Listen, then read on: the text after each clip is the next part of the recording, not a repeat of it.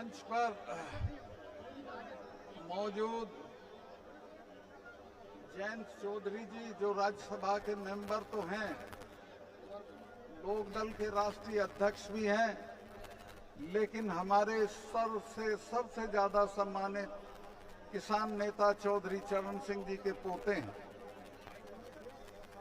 चंद्रशेखर चले गए हैं, गुरुनाम चडूनी जी और सम्मानित मंच। आप लोग बहुत थके हुए हैं, मैं ज्यादा वक्त नहीं लूंगा, लेकिन बहुत कम वक्त में काम की बात करके अपनी बात खत्म करूंगा। ये जो हमारी महिला खिलाड़ी हैं, इनके साथ जो हुआ वो आपने देखा होगा, टीवी पे दिखाया गया, खून खोलता था उसको देख के, और ये मन करता था कि अभी जाके जो लोग इनको घसीट रहे हैं उनके साथ कुछ न कुछ कर दिया जाए। लेकिन लोकतंत्र में जिस तरीके से होता है हम उस तरीके से करेंगे। ब्रजभूषण को भी हटाएंगे और जो सरकार उसका समर्थन कर रही है उसको भी 2024 में 100% हटा देंगे, ये आप मान के चलिए। मैं तो आज की सभा के बाद सीधे जाके राजस्थान में कूद जाऊंगा, वहां चुनाव है। अगर ये राजस्थान में हार गए तो बीजेपी पार्टी के लोग इनको हटा देंगे और ये वहां हार जाएंगे। मैं पहलवान भाइयों को भी कहूंगा, अगर 1-2 दिन के लिए वहां आ सकेंगे तो वहां की जनता इनके लिए तैयार खड़ी है, इनके समर्थन के लिए तैयार खड़ी है। मेरे पास कई दिन से वहां से फोन आ रहे हैं, एमएलएस के, स्टूडेंट यूनियन के अध्यक्ष के, जयपुर यूनिवर्सिटी का जो अध्यक्ष है निर्मल, उसके कि साहब हमारे यहाँ इनको लाओ और हम इनको घुमाएंगे।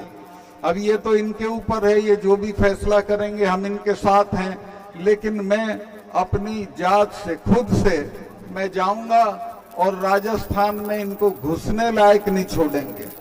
ये चुनाव की तो बात ही छोड़ दें, इनको गांव-गांव घसीटा जाएगा, गांव-गांव इनकी दुर्गति होगी और लोग इनसे अपनी बेटियों का बदला लेंगे। मैं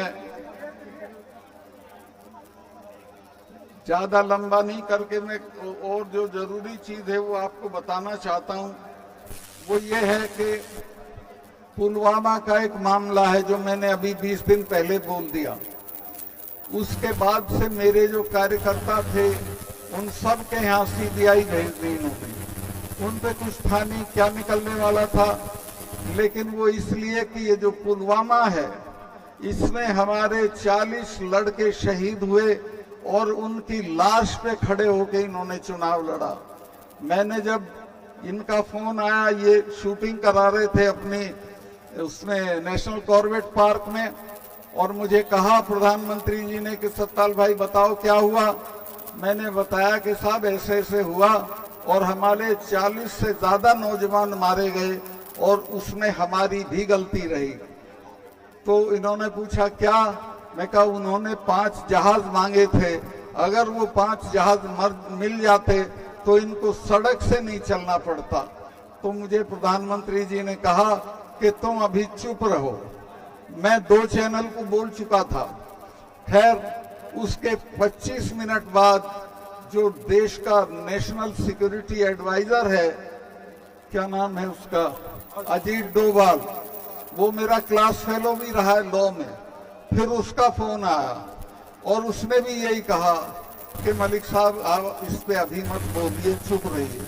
मैं समझा शायद ये जांच करेंगे, आज तक उसकी जांच नहीं हुई और उसको पाकिस्तान की तरफ मोड़ के उस मुद्दे पे इन्होंने चुनाव लड़ा और जीता। मैं आपसे कहना चाहता हूं कि इस बार के चुनाव में पुलवामा याद दिला के इनको हम अपने शहीदों की आग में भस्म कर देंगे। इन्होंने जिस तरह हमारे बच्चों के साथ ज्यादती की, मेरे से मांग लेते 5 जहाज में गवर्नर था 15 मिनट में दिला देता, लेकिन उन्होंने होम मिनिस्ट्री से मांगे और होम मिनिस्ट्री ने उनको जहाज नहीं दिए और वो सब बच्चे शहीद हो गए। दूसरे, जब ये किसानों का आंदोलन चल रहा था तो आपको याद होगा 4 महीने तक कोई बातचीत किसानों के साथ नहीं हुई। मुझसे बर्दाश्त नहीं हुआ, मैं इस्तीफा अपनी जेब में रख के इनसे मिलने चला गया और मैंने जाके इनको कहा कि साहब ये 4 महीने से बैठे हैं, इनसे कोई बातचीत करके इसको किसी तरह सलटा लीजिए। तो बोले नहीं सतपाल भाई ये चले जाएंगे। तो मुझे बहुत गुस्सा आया, मैंने कहा साहब ये ऐसे नहीं जाएंगे, तब जाएंगे जब आप चले जाओगे। आप इनमें सिखों को नहीं जानते हो। सिखों के गुरु ने अपने 4 साहबजादे कटवा दिए थे लेकिन समझौता नहीं किया था। और ये जब ब्लू स्टार किया था मिसेस गांधी ने, उसके बाद 1 महीना मिसेस गांधी ने 1 महीने तक महामृत्युंजय का पाठ कराया था। अरुण नेहरू मेरे दोस्त थे, उन्होंने कहा बुआ आप तो इसमें यकीन नहीं करती थी। तो मिसेस गांधी ने कहा कि नहीं भैया तुम्हें पता नहीं है, जिसने भी इनका स्वर्ण मंदिर छुआ है वो आज जिंदा नहीं है, ये मुझे मारेंगे। और वो मारी गई, जनरल वैद्य मारे गए। तो मैं कहा साहब जिन कौमों से लड़ो उनके बारे में जान लो कि लड़ किन से रहे हो। और इनके साथ ये हमारे वाले हैं, ये तो 6 महीने लाल किले पे चढ़े रहते हैं। इन्होंने तो अकबर की कब्र खोद के उसका दाह संस्कार कर दिया था। तो ये लड़ने की चीज नहीं है, ये बातचीत करने की चीज है। लेकिन उस वक्त प्रधानमंत्री बहुत घमंड में थे। 2 महीने बाद तो माफी मांग के वो कानून वापस करने पड़े। और इसी तरह मैं बता रहा हूं इन बच्चियों का, आप इनको समर्थन देते रहिए, माफी मांग के इनकी मांगे मानी जाएंगी और ये जीत के निकलेंगे। ये सरकार 24 में अगर आप नहीं हटाओगे तो आप हट जाओगे। खेती को खत्म कर देगी, फौज को खत्म कर देगी, अग्निवीर ला के फौज को तो वैसे ही खत्म कर दिया है। तो ये हमारे सारे रास्ते जिंदा रहने के बंद कर देगी। लेकिन अगर आपने हटा दिया तो फिर वाकई एक अच्छा वक्त इस देश में आएगा। तो मैं आपसे कहूंगा कि उस दिन आप मत भूलना, आपकी आदत है, आप इकट्ठा रहना, जात पात पे मत जाना और इकट्ठा होकर इस सरकार को हटा देना, बर्खास्त कर देना और एक तरह से परास्त कर देना। बहुत लंबा में हो गया।